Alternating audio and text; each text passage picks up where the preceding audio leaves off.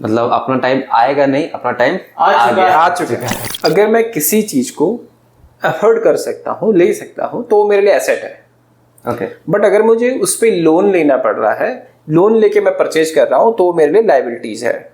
मैंने वो आईफोन 15 खरीदा है और 1 या 1.5 लाख का वो फ़ोन है और मेरे पास खरीदने के पैसे नहीं और मैंने उसको लोन पे ले लिया, तो वो शायद मेरे लिए लाइबिलिटी बन गया है। पर जैसे दिलीप जी है, बिकॉज वो पॉडकास्टर है और यहाँ पर उनको गैजेट्स में इन्वेस्ट करना बहुत ज़्यादा ज़रूरी है, और अगर उन्होंने वो आईफोन अगर लोन पे लिया है तो वो शायद उनके लिए एसेट बन सकता है, बिकॉज उस आईफोन से जो वो क्रिएट करने वाले हैं, जो वो सोसाइटी के लिए वैल्यू ऐड करेंगे, वो उनके लिए एसेट बनेगा। जब कोविड आया था, हर न्यूज़ चैनल में या हर फाइनेंशियल एडवाइजर बोलता है कि जब कभी भी ड्रॉप आता है, जब कभी भी मार्केट गिरता है, तब इन्वेस्ट करना चाहिए। मुझे आपके दर्शकों से ये जानना है कि कितने लोगों ने उस समय के फॉल में इन्वेस्ट किया था। तो ये 10 लाख बन जाएंगे अगले 5 सालों में 20 लाख, 20 लाख का 40 लाख, 40 लाख का 80 लाख, 80 लाख का 1 करोड़ 60 लाख। केवल 20 सालों में आपने 10 लाख रुपए 1 करोड़ 60 लाख बना दिए, और अगले केवल 5 साल में 1 करोड़ 60 लाख बन जाएगी 3 करोड़ 20 लाख।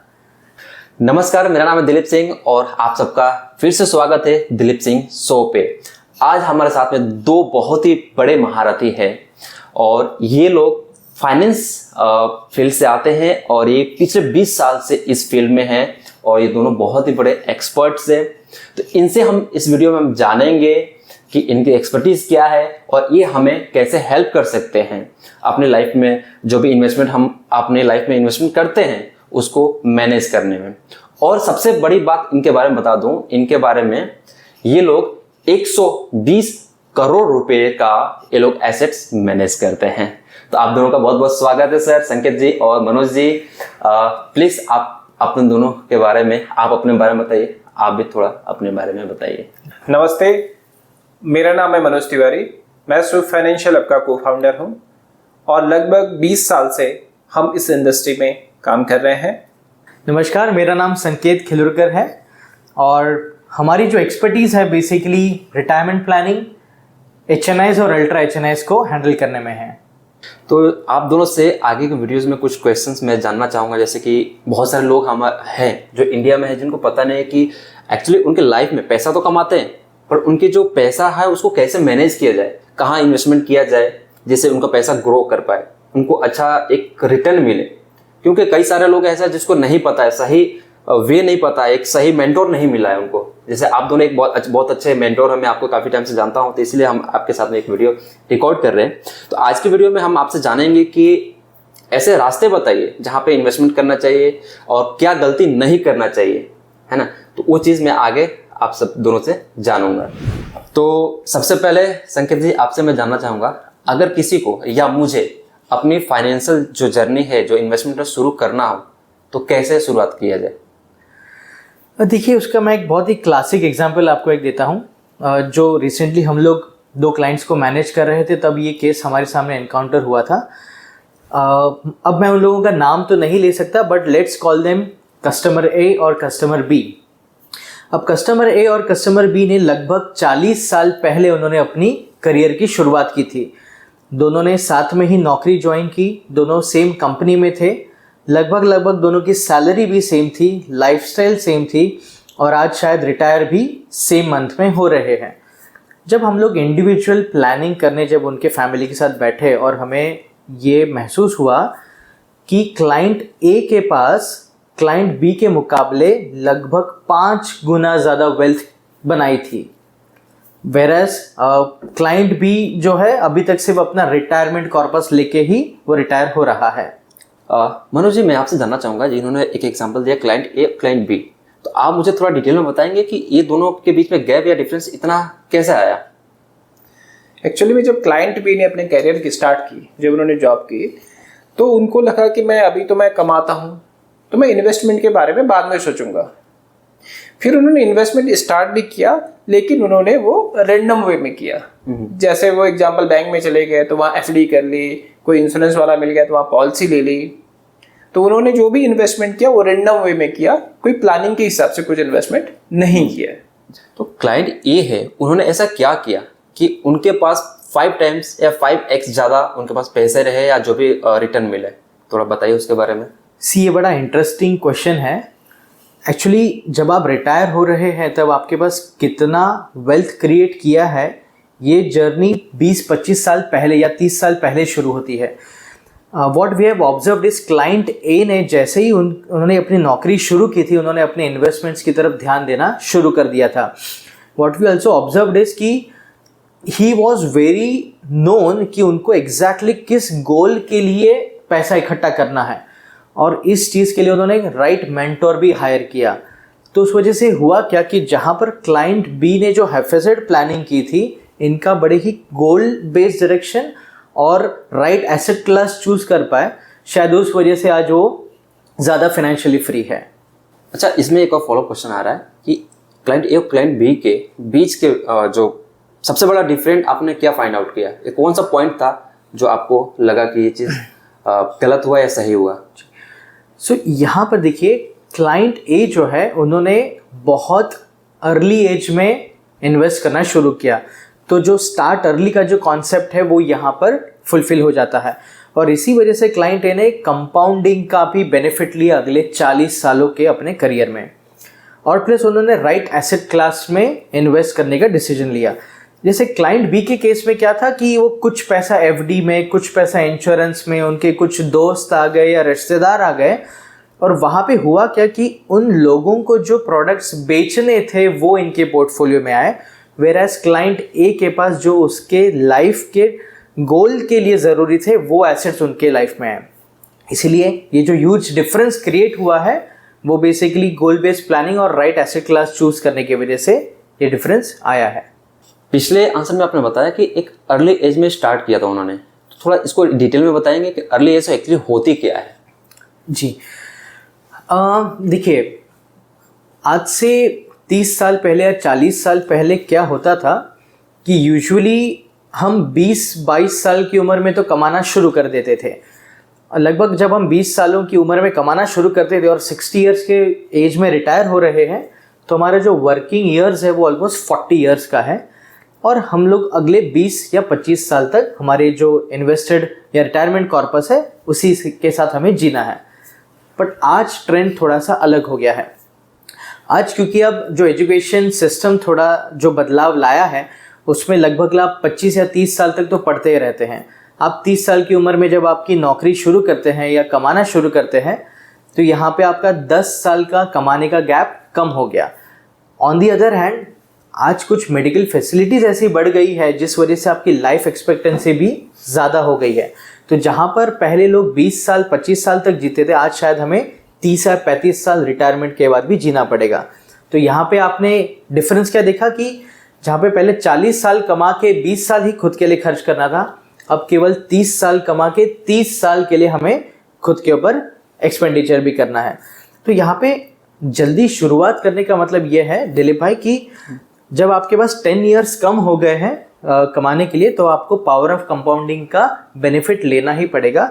जैसे ही आप कमाना शुरू करेंगे और जब राइट एसेट क्लास में आपका पैसा जाएगा, तो ये आपके 30 इयर्स के दौरान आपको बचे हुए पोस्ट रिटायरमेंट के 30 इयर्स को भी सफाइस करने में हेल्प करेगा। बहुत ही अच्छा आपने जवाब दिया और मुझे तो बहुत समझ में आया, और भी इंटरेस्ट आ रहा है मुझे कि और भी डीप डाइव करूँ आपके साथ, आप दोनों के साथ में। तो अभी एक दो वर्ड आप बार बार यूज़ कर रहे हैं कि राइट एसेट क्लास और दूसरा गोल बेस्ड प्लानिंग, ये दोनों क्या होते हैं? थोड़ा सा इसमें और बताइए, तो मुझे और भी इंटरेस्ट आ रहा है, तो और भी मज़ा आएगा, और शायद आगे मुझे प्लानिंग जो करूँगा उसमें जो डिसीजन लेना है वो मैं अच्छे से ले पाऊँ। देखिए, मैं उसको थोड़ा सा सिंप्लीफाई करने की कोशिश करता हूँ। मान लीजिए कि हम आज अहमदाबाद में हैं और अहमदाबाद से मुझे बड़ौदा ट्रैवल करना है जी। अब ये हो गया हमारा गोल कि मुझे अहमदाबाद से बड़ौदा ट्रैवल करना है। अब हमारे पास 2 एसेट क्लास है या 2 व्हीकल है, या तो हम कार से भी ट्रैवल कर सकते हैं या हम फ्लाइट से भी ट्रैवल कर सकते हैं। अब दिलीप भाई, आप अहमदाबाद से बड़ौदा जाने के लिए कार लेंगे या फ्लाइट लेंगे? देखिए, अहमदाबाद से बड़ौदा 100 किलोमीटर है, तो ऑब्वियस है मैं कार प्रेफर करूँगा। और क्यों? देखिए, अब अगर मुझे फ्लाइट से जानी है, उसमें पहला तो वहाँ पे मुझे एयरपोर्ट जल्दी पहुँचना पड़ेगा और उसमें कॉस्ट भी ज़्यादा आएगी। उससे बेटर है कि जो एयरपोर्ट 2 घंटे पहले पहुँचूंगा, 2 घंटे में तो बड़ौदा पहुँच जाऊँगा, तो वहाँ पे मेरी टाइम भी सेव होगी और पैसा भी सेव होगा। आपने बहुत सही कहा।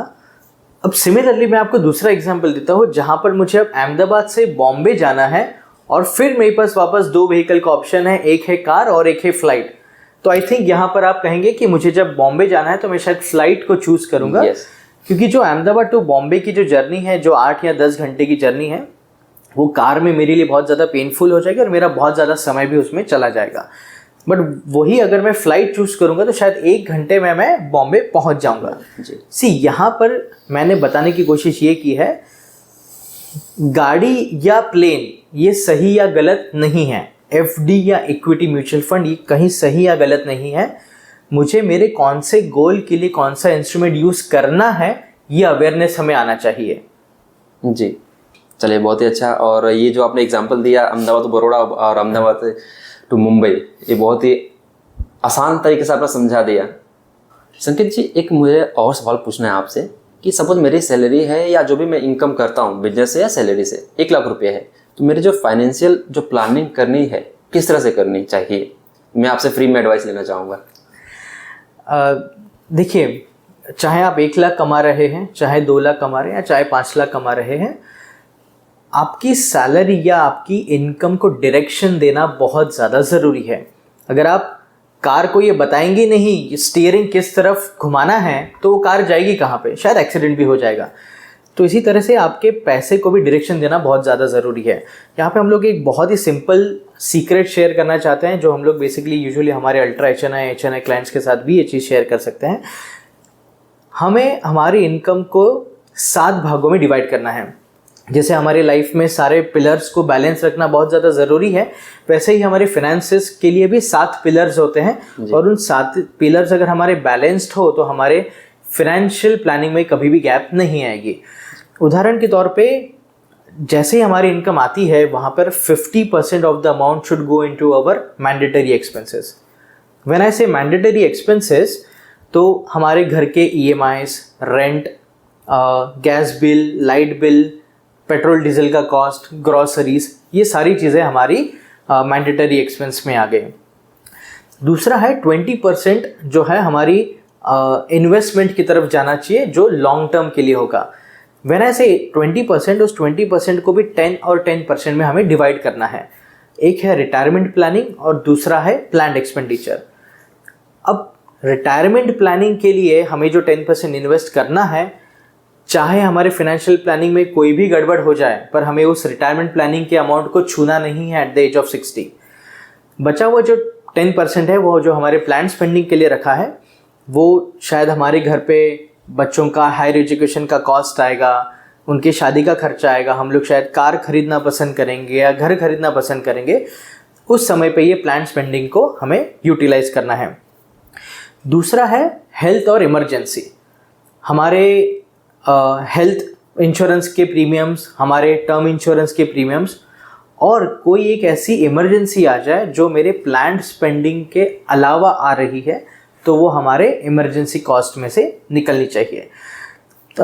एक और चीज़ मैं इसमें ऐड करना चाहूँगा कि जैसे एंटरटेनमेंट है, चाहे वो बाहर खाने के लिए हम जब जाते हैं, मूवीज़ के लिए जाते हैं, वहाँ पे आई थिंक हमारा एक्सपेंडिचर बहुत ओवर एक्सपोज नहीं होना चाहिए। अराउंड 5% के अलावा आप वहाँ पर भी डाल सकते हैं। और स्पेसिफिकली जैसे हम लोग हैं जो फाइनेंस इंडस्ट्री में हैं, या जो लोग कोचेस है, वेल्थ मैनेजर्स हैं, मेंटोर्स हैं, डॉक्टर्स हैं, या आपके जैसे पॉडकास्टर्स हैं, जहाँ पर लोगों को डिलीवर करना बहुत ज़्यादा इम्पॉर्टेंट है। तो यहाँ पर हम लोगों ने ये महसूस किया है कि जब तक आप खुद के ऊपर इन्वेस्ट नहीं करेंगे, तब तक आप लोगों को अच्छी डिलीवरी भी नहीं दे पाएंगे। इसीलिए हम लोग हमारे इनकम का बहुत बड़ा हिस्सा जो है सेल्फ डेवलपमेंट में भी डालते हैं। हम लोगों को रिसेंटली मौका मिला था रॉबर्ट कियोसाकी, जिन्होंने रिच डैड पुअर डैड ये बुक लिखी थी, जो वर्ल्ड रिनाउंड है। वो खुद इंडिया आए थे और हमें ये मौका मिला कि हम लोग 4 दिन गोवा में उनके साथ हम लोग ने बिताया, और जो उनकी तरफ से जो हमने फिनेंस के बारे में सीखा, जो शायद आज हम हमारे क्लाइंट्स को और भी अच्छा डिलीवर कर पाएंगे। पर यहाँ पर सब जगह पे मैंने खुद की बात की, खुद का डेवलपमेंट, खुद का रिटायरमेंट, खुद का प्लान स्पेंडिंग, खुद का एन्जॉयमेंट। हमारे इनकम में से 5% हिस्सा या 10% हिस्सा हमारे समाज के कल्याण के लिए भी जाना चाहिए। जैसे कि आप गरीब बच्चों को अगर आप पढ़ा सके, आप उनको खाना खिला सके, ओल्ड एज होम्स में जाके अगर उनके लिए आप कुछ कर सकते हैं, एनिमल वेलफेयर के लिए कुछ आप कर सकते हैं, तो ये चीज़ें भी बहुत ज़्यादा ज़रूरी है। आपका कार्मिक अकाउंट ही डिसाइड करेगा कि आपका फ्यूचर क्या होगा। सही बात बताया आपने, जो लास्ट में एक पॉइंट बताया आपने कि समाज के लिए ही करना चाहिए, कुछ 5% अपना जो पैसा है उसमें डोनेट करना चाहिए या कुछ मतलब हेल्प करनी चाहिए। ऐसे एक एपिसोड हमने रिकॉर्ड किया था मिस्टर भरत सिसोदिया जी के साथ में। वो भी एक बहुत ही अच्छा काम कर रहे हैं जो कि एनवायरनमेंट को बचाने के लिए सिंगल यूज़ प्लास्टिक को अवॉइड करना, फिर बहुत से प्लांटेशन करना, यानी कि वो 100 डेंस फॉरेस्ट लगा रहे हैं, प्लस 5 लाख ट्रीज को मेंटेन करना चाहते हैं। तो वो भी बहुत ही अच्छा वो काम कर रहे हैं। और आई थिंक आप भी उनके साथ में कनेक्टेड है और उनको सपोर्ट कर रहे हैं, जैसे कि जो भी अच्छा काम कर रहे हैं जी। तो जो एनवायरनमेंट को बचाने में आपका भी बहुत योगदान है। और आपने जो 5% की जो बात की वो आप खुद कर ही रहे हैं, तो ये एग्जांपल लाइव है हमारे सामने। एब्सोल्युटली।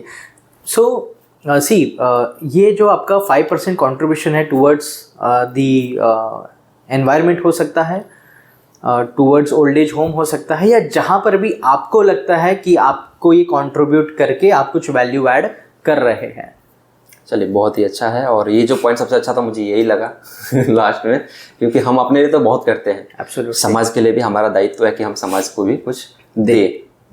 मनोज जी, आपसे एक और सवाल करता हूँ मैं जी। एक शब्द मैं नया सुन रहा हूँ, लाइफस्टाइल इन्फ्लेशन। इन्फ्लेशन तो समझ में आता था, हमने पढ़ाई भी किया और रेगुलर लाइफ में हम जानते हैं। एक नया शब्द मुझे सुनने को मिल रहा है कि लाइफस्टाइल इन्फ्लेशन।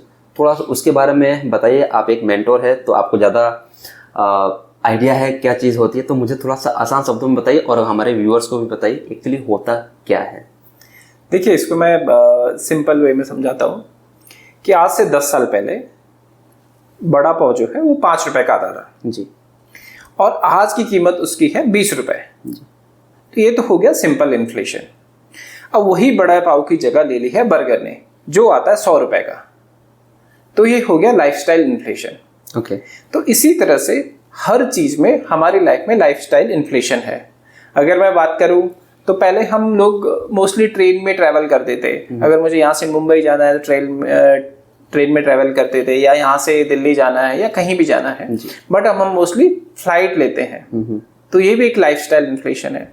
सेम थिंग अगर मैं बात करूं, पहले हम लोग नोकिया का फोन लेते थे जो बटन वाला फोन हुआ करता था। आज हम एप्पल फोन यूज कर रहे हैं जो करीबन 1 से 1.5 लाख रुपए के बीच में है।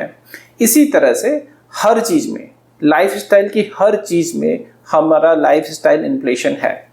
शंकर जी, अगला क्वेश्चन मैं आपसे करूंगा, 1 बाय 1 आप दोनों से मैं पूछता रहूंगा।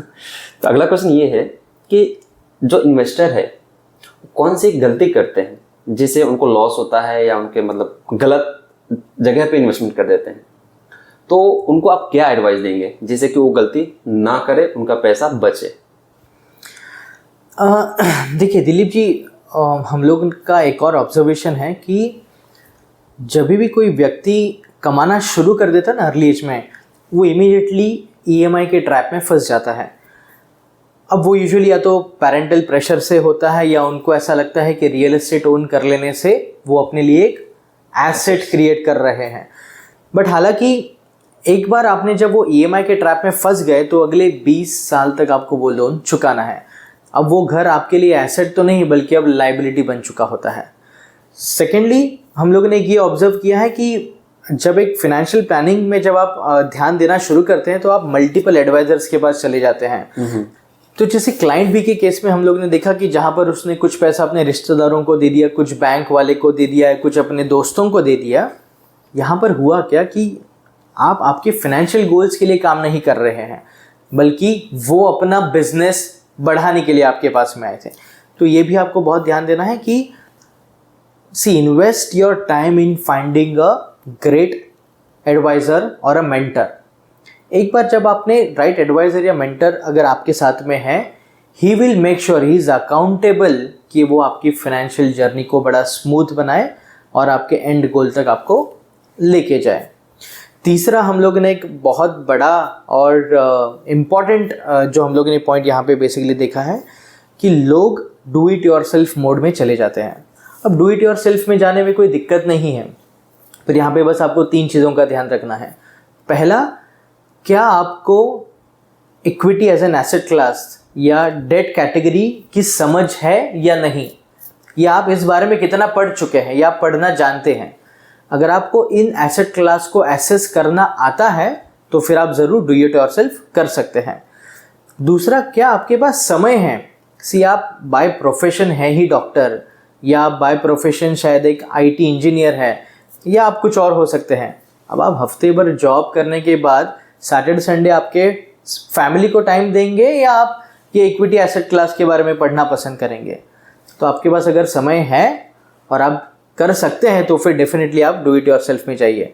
और तीसरा इम्पॉर्टेंट ये है कि आपके पास वो इमोशनल कंट्रोल है।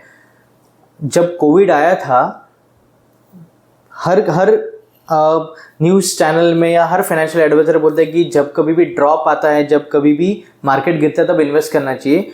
मुझे आपके दर्शकों से ये जानना है कि कितने लोगों ने उस समय के फॉल में इन्वेस्ट किया था। शायद नेग्लिजिबल लोग होंगे। तो यहाँ पर इनफैक्ट हम लोग ने ये देखा है कि जब मार्केट गिरा था तब लोग अपना इक्विटी म्यूचुअल फंड्स बेच के बाहर आ गए। यहाँ पे जो है एक मेंटोर की ज़रूरत होती है जो आपको बताएगा, जो आपको एक्सप्लेन करेगा और जो आपका हैंड होल्डिंग करके वहाँ पर इन्वेस्टेड रहने में मदद रखेगा। आपने कोविड के बाद भी देखा होगा, जब 44,000 के आसपास मार्केट था और just after covid it has crossed, as on today अगर मैं बात करूँ, इट हैज़ क्रॉस अराउंड 65,000 और 66,000 Sensex. It's a huge gain. पर अगर मैं 44,000 के मार्केट में ही अगर एग्जिट कर गया तो मैं जो बुल रैली आनी थी उसका तो मैं कभी फ़ायदा ले ही नहीं पाया। यहाँ पर एक फाइनेंशियल प्लानर या एक मेंटोर की जो इम्पोर्टेंस है वो यहाँ पर दिखती है। संकेत जी, मैं इसमें ना कुछ ऐड करना चाहता हूँ। देखिए, 5 साल के दौरान अगर देखें हम तो मार्केट में बहुत सारी सिचुएशंस होती हैं। 28 टाइम स्टेट इलेक्शन होंगे, एक टाइम असेंबली इलेक्शन होगा और करीबन 5 साल में 1300 बार जो भी क्लाइंट है उसका फंड अप एंड डाउन होगा, उसमें मूवमेंट रहेगा। तो वहाँ पे भी हैंड होल्डिंग की बहुत ज़्यादा ज़रूरत होती है।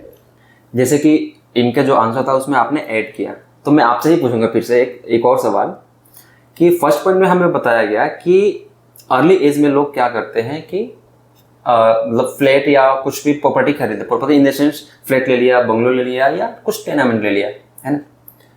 तो लोगों को लगता है या मुझे भी लगता है अभी भी कि वो एक एसेट है, पर आपके अकॉर्डिंग क्या वो लाइबिलिटी है या एसेट्स है? तो तुम मुझे बताइए, क्योंकि आपने इन्होंने बात किया रिच डैड पुअर डैड के बारे में, रॉबर्ट कियोसाकी के बारे में। आई थिंक उन्होंने भी कुछ इसके बारे में बोला है, तो आपका भी पॉइंट बताइए और उनका भी पॉइंट थोड़ा ऐड करके बताइए, जिससे कि मुझे और व्यूअर्स को आसानी से समझ में आए। देखिए, इसको मैं सिंपल भाषा में समझाता हूँ। अगर मैं किसी चीज़ को अफोर्ड कर सकता हूँ, ले सकता हूँ, तो वो मेरे लिए एसेट है। ओके। बट अगर मुझे उस पर लोन लेना पड़ रहा है, लोन लेके मैं परचेज कर रहा हूँ, तो वो मेरे लिए लाइबिलिटीज़ है।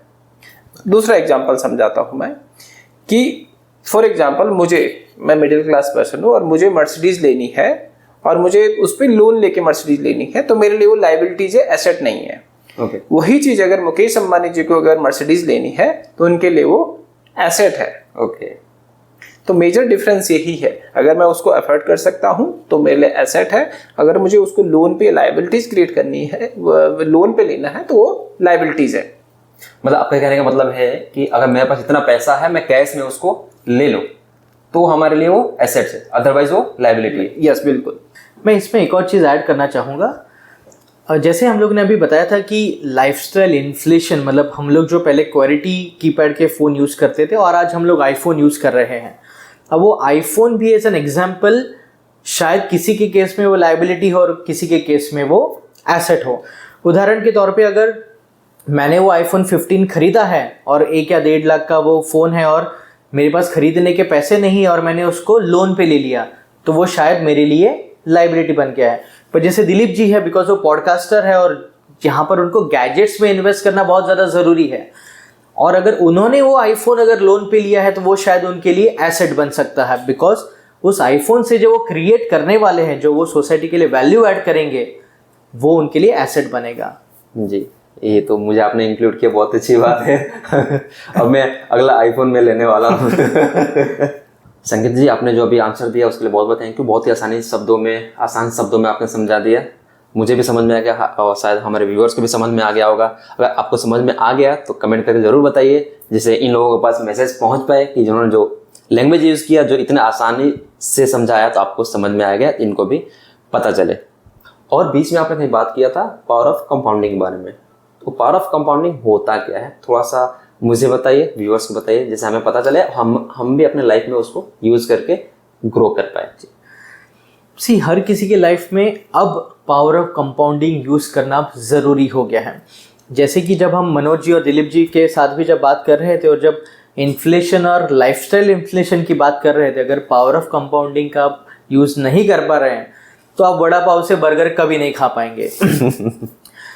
आइंस्टाइन ने भी एक्चुअली उसको 8 वंडर ऑफ द वर्ल्ड कहा गया है। ये कैसे काम करता है, मैं आपको एक बहुत सरल भाषा में समझाने की कोशिश करता हूँ। मान लीजिए आपके पास 10 लाख रुपए हैं और 15% पे आप ग्रो कर रहे हैं सालाना, तो ये 10 लाख बन जाएंगे अगले 5 सालों में 20 लाख, 20 लाख का 40 लाख, 40 लाख का 80 लाख, 80 लाख का 1 करोड़ 60 लाख। केवल 20 सालों में आपने 10 लाख रुपए 1 करोड़ 60 लाख बना दिए, और अगले केवल 5 साल में 1 करोड़ 60 लाख बन जाएंगे 3 crore 20 lakh. Can you imagine, 10 lakh रुपए केवल 20 सालों में 3 crore 20 lakh. This is the power of compounding. अब आप इसको एज अ लमसम यूज कर सकते हैं, आप उसको SIP के द्वारा यूज कर सकते हैं, जो भी आपकी फाइनेंशियल कंडीशन अलाउ करे, but please get into power of compounding. Manoj ji, अगला सवाल आपसे है। जब से नरेंद्र मोदी जी PM बने हैं, न्यूज़ में उनकी स्पीच आती रहती है, वो बोलते रहते थे कि हमारी जो इंडिया की इकोनॉमी है वो 3 ट्रिलियन तक जानी है। हालांकि वो आ चुकी, अभी उनका टारगेट ये है कि 5 ट्रिलियन तक जाए।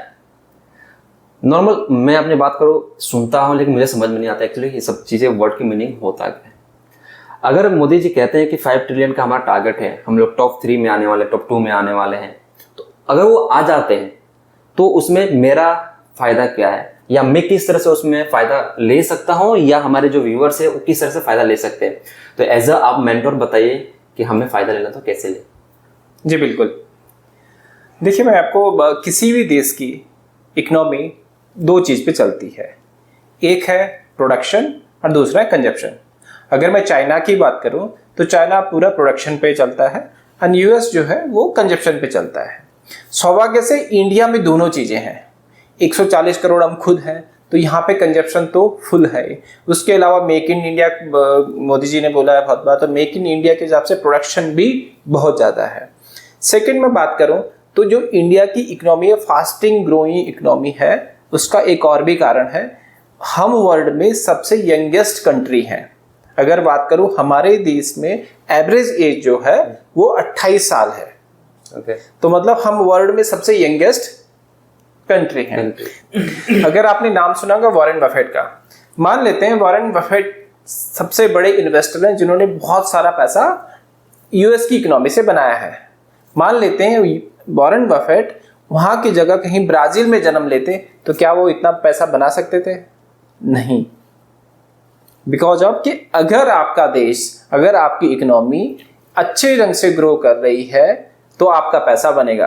तो मैं जितने भी लोग ये सुन रहे हैं उन सभी से बोलूँगा कि आप आने वाले समय में इंडियन ग्रोथ स्टोरी का हिस्सा बने और इसमें मैक्सिमम पैसा इंडियन जो अपना इंडिया का म्यूचुअल फंड है, म्यूचुअल इक्विटी फंड में आप इन्वेस्टमेंट करें तो आपको आने वाले समय में बहुत अच्छा पैसा बनेगा। चलिए, बहुत ही अच्छा। मैं भी इन्वेस्टमेंट करूंगा। आपने जैसे बताया 5 ट्रिलियन का जो मोदी का टारगेट है, तो हमारा जो इक्विटी ग्रो करेगा, हमारा देश ग्रो करेगा तो इक्विटी ग्रो करेगा तो हमारा पैसा भी ग्रो करेगा। बिल्कुल। मैं आपको एक दूसरी बात बताता हूँ कि देखिए गवर्नमेंट ने ऑलरेडी, अगर आपने सुना होगा कि उनका एक विजन है कि 2047 तक हम लोग डेवलप कंट्री हो जाएंगे। तो हमें लगता है कि ये हम उससे पहले ही डेवलप कंट्री हो जाएंगे। तो हमारा जो पैसा है, इंडियन इकोनॉमी का जो पैसा है, जिसने भी इन्वेस्टमेंट किया हो इंडियन इकोनॉमी का, देखिए जो भी म्यूचुअल फंड में आपका पैसा इक्विटी म्यूचुअल फंड में होता है, ये पैसा इंडिया की इकोनॉमी में इन्वेस्टमेंट होता है। तो जितनी ज़्यादा हमारी इंडियन इकोनॉमी बढ़ेगा उतना ज़्यादा हमारा पैसा बढ़ेगा। तो आने वाले 10 से 15 साल इंडिया इकोनॉमी के हैं और यहाँ पे डेफिनेटली बहुत अच्छा पैसा बनने वाला है। मतलब अपना टाइम आएगा नहीं, अपना टाइम आ चुका है जी, बिल्कुल। बहुत बढ़िया, आपने बहुत अच्छे से समझाया। तो हमारा टाइम आ गया है और हम सबको इन्वेस्टमेंट करना चाहिए सही डायरेक्शन में। और चलिए एक और मैं सवाल पूछना चाहूँगा। जैसे मैं आप लोगों को जानता हूँ, आपसे मैं कनेक्टेड हूँ, आपका जो भी कॉन्टेक्ट डिटेल्स है मेरे पास है। कुछ व्यूवर्स है जो आपसे हेल्प लेना चाहते हैं, कुछ पूछना चाहते हैं, कुछ जानना चाहते हैं, तो कैसे आपके साथ में कनेक्ट हो सकते हैं? तो आप प्लीज़ बताइए। आप हमको ज़रूर रीच आउट कर सकते हैं। यहाँ पर लिखा हुआ हमारा मोबाइल नंबर है 9978272798। हमारे मेल आईडी है suvfinancialhub@gmail.com और अब आप हमें विजिट भी कर सकते हैं www.suvfinancialhub.com। ये हमारी वेबसाइट है, यहाँ से आप हमको कनेक्ट कर सकते हैं। जी, जैसे कि आपके पास सर का मोबाइल नंबर भी आ गया, ईमेल आईडी भी आ गया, वेबसाइट भी आ गया। तो अगर आपको इनके बारे में और जानना हो तो इनकी जो वेबसाइट है वहाँ पर विजिट करिए। और कुछ कॉल पे सपोर्ट लेना चाहते हैं तो आप इनको डायरेक्टली आप इनको कॉल कर सकते हैं। और वीडियो कैसा लगा, जानकारी कैसा लगा, प्लीज़ आप बताइए कमेंट करके। और पसंद आया है तो ज़रूर लाइक कर दीजिए। और आप चाहते हो कि इस तरह की जो जानकारी है आपके फ्रेंड्स के पास पहुँचे, आपकी फैमिली के पास पहुँचे, तो प्लीज़ इस वीडियो को शेयर कर दीजिए। आप दोनों को बहुत बहुत थैंक यू, बहुत बहुत धन्यवाद। आप मेरे शो पे आए, आपने इतनी अच्छी सी जानकारी दी जो कि चीज़ मुझे नहीं पता था। तो आपके साथ में मैं मिलकर आगे मेरा जो प्लानिंग है इन्वेस्टमेंट का, मैं ज़रूर आपके साथ में करूँगा। Thank you.